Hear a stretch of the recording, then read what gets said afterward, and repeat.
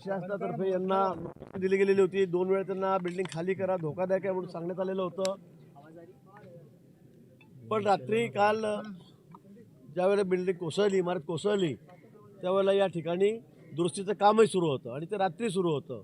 या ठिकाणी सगळे कॉलम आपण बघतात ते सगळे आसारे दिसत आहेत, खराब झालेले आहेत आणि त्यांना रिपेअर करण्याचं काम कोण कॉन्ट्रॅक्टर असेल, ठेकेदार असेल तो या ठिकाणी करत होता। परंतु हे करत असतानाच ही इमारत अचानकपणे कोसळली।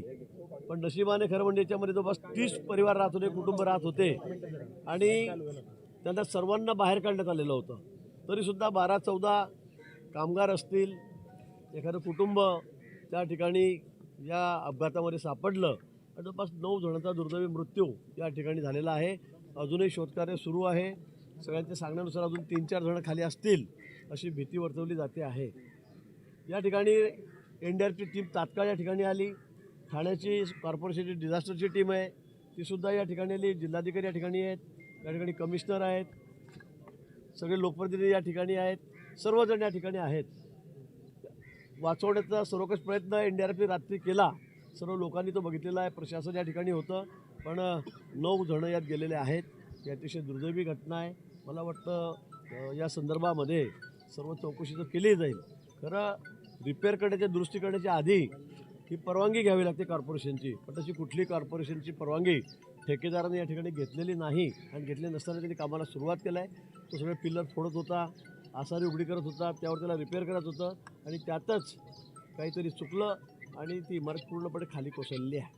सर, या संदर्भात आता इतर उर्वरित जो भाग आहे तो देखील धोकादायक आहे, तर त्या संदर्भात काही निर्णय घेतला आहे? आपण बघताय त्या ठिकाणी उर्वरित भाग, ही B विंग होती, A विंग सुद्धा तशीच आहे, बाजूची इमारत सुद्धा तशीच आहे।